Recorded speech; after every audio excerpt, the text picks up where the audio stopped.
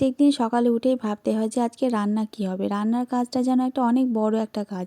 এই কাজটা হয়ে গেলে কিন্তু সারাদিনের অর্ধেক কাজ কিন্তু আপনা আপনিই মিটে যায়।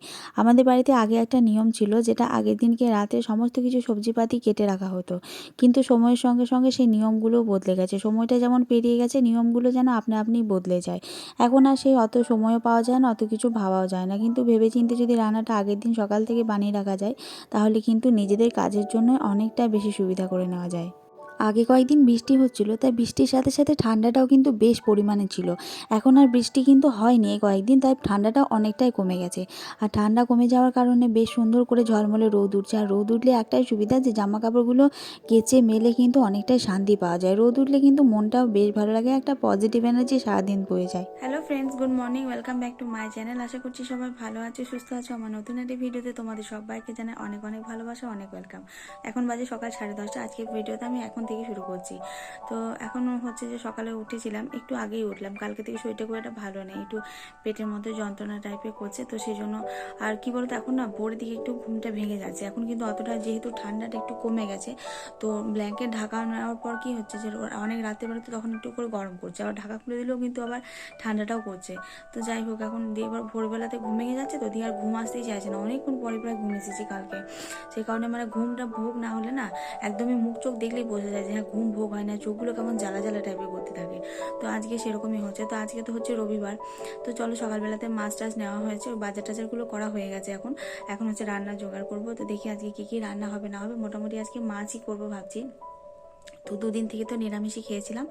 তো চলো তাহলে এখন রান্না বান্নাগুলো জোগাড় করি। আর ঘরটাগুলো এখন পরিষ্কার করতে হবে, ঝাড় দেওয়া মোছা সেগুলো করবো। আর আসলে আমাদের বাড়িতে কিন্তু কোনো কাজের লোক নেই, তো সেই কারণে, আর যেহেতু রুমটা ছোট, দুটো রুম আছে আর কি, তো সেই কারণে এই কাজগুলো মোটামুটি আমি নিজেই করে নিই। তো চলো তোমরা ভিডিওটা দেখো। সব কিছুই গোছানো মোটামুটি কমপ্লিট হয়ে গেছে।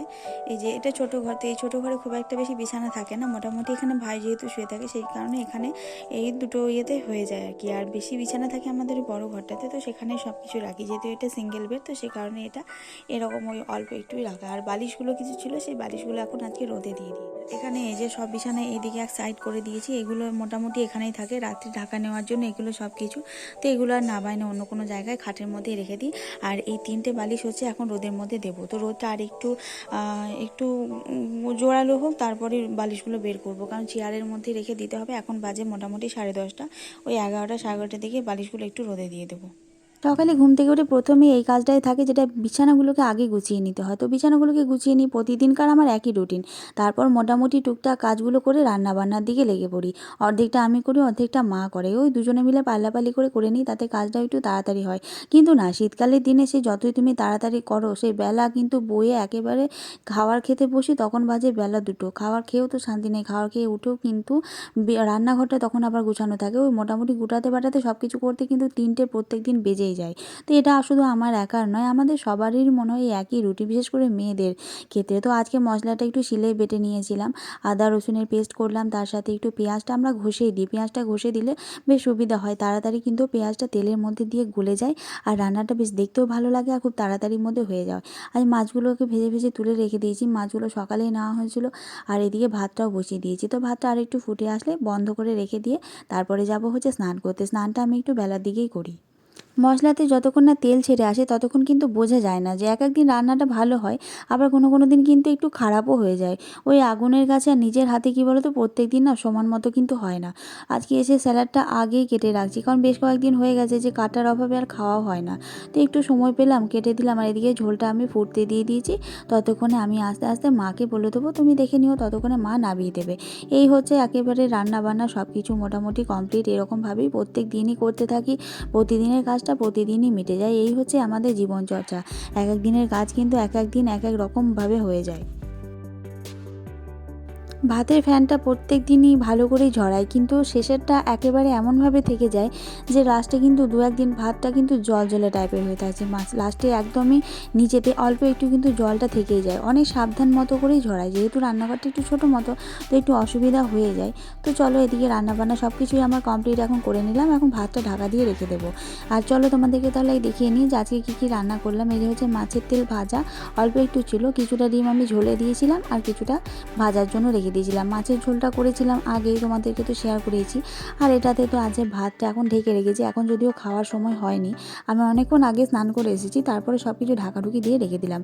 আর এটা হচ্ছে নিরামিষ বাঁধাকপি, যেটা হচ্ছে দিদার জন্য অল্প রাখতে হয়, তো সেই কারণে নিরামিষ। আর নিরামিষ স্টক হয়েছিল এখানে, সেটাও রাখা আছে। গুড ইভিনিং এখন আর বললাম না, কারণ এখন বাজে রাত্রি 9টা। সন্ধ্যাবেলার দিকে আটা মেখে রেখেছিলাম, কারণ আজকে হবে লুচি। আর আমাদের বাড়িতে তো ময়দারই লুচি হয়, ময়দার সাথে অল্প একটু আটা মিক্স করে নিই। তো সেটাকে গরম জল দিয়ে মেখে রেখে দিই, যার কারণে অতটা শক্ত হয় না। আর শুধু ময়দার লুচিটা একটু মোটামুটি শক্ত হয়, কিন্তু খেতে খুবই ভালো হয়। আগে আমি কখনো ময়দার লুচি খেতাম না, কিন্তু যখন থেকে এখানে এসেছি, মানে বোলপুর এসেছি, তখন থেকেই কিন্তু একটা ময়দার লুচি খাওয়ার বেশ ভালোও লাগে।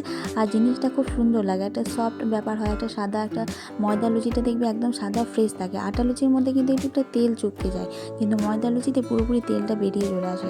তো এখন গরম গরম লুচিটা ভেজে নিচ্ছি। এখন বাজে মোটামুটি 9:30, 9টা 9:30 বাজে। খুব একটা ঘড়িটা দেখা হয়নি, তো তার কারণে আমার আর মনে ছিল না তখন ঠিক টাইমটা কখন কটা বাজে। তো এই লুচিগুলো ভেজে তুলে নিচ্ছি। সকালে ছিল একটু ঘুগনি ছিল, তো সেই ঘুগনি দিয়ে আজকে লুচিটা মোটামুটি খাওয়া হয়ে যাবে। আর বিশেষ করে শনিবার শুক্রবার এগুলোতে যেহেতু রাতের দিকে রুটিটা অ্যাভয়েডই করি, ওই একদিন সপ্তাহে একবার করে লুচিটা খেতেও কিন্তু ইচ্ছা করে। লুচি করা সব কিছু কমপ্লিট হয়ে গেছে। এখন বাজে মোটামুটি 10টা বেজে গেছে। আমি প্রায় 9:30 থেকে, হ্যাঁ, আধা ঘন্টার মতো লেগেছে। আর ওইদিকে পায়েস হয়েছে, কিন্তু পায়েসটা কি বলতো, পায়েসগুলো খুব একটা হয় মোটা টাইপের হয়, আর একটা হয় সরুটা। এটা যেহেতু সরু সেমাইয়ের পায়েস, তো সেই জন্য দুধটা একেবারে টেনে গেছে। তো এক হাঁড়ি লুচি করেছে, আর ওইদিকে মাসিকেও দেওয়া হয়েছিল কিছু, মাসি এসে অনেকক্ষণই নিয়ে গেছে, সেই কারণে অনেকক্ষণ আগে থেকে করতে শুরু করে দিয়েছিলাম। আর সকালে তো ঘুগনি করাই হয়েছিল, তো আজকে ঘুগনি, লুচি আর পায়েস, তো এই হবে আজকে। বেশি তো আমরা খাই না, তো সেই কারণে হয় কখনো পরোটা করি, কখনো আবার লুচি করি। তো চলো তাহলে এখন খাওয়া দাওয়া করি। সারাদিনে যাই করি আর না করি, রাত্রির দিকে খাওয়াটা কিন্তু চেষ্টা করতে হয় একটু আর্লি, মানে একটু তাড়াতাড়ি খাওয়ার চেষ্টা করলেই ভালো। আমরা যে টাইমে খাই সেটা কিন্তু অনেকটাই দেরি হয়ে যায়, আমাদের বাড়িতে হয় না খুব একটা সকাল সকাল খাওয়া। তো যাই হোক, আজকের মতো ভিডিওটা আমি এখানেই রাখছি। ভালো থেকো বন্ধুরা, তোমাদের সাথে আবার দেখা হবে খুব তাড়াতাড়ি নতুন একটা ভিডিওর সাথে। যদি আমার ভিডিওটা ভালো লাগে তাহলে চ্যানেলটিকে সাবস্ক্রাইব করে নিও।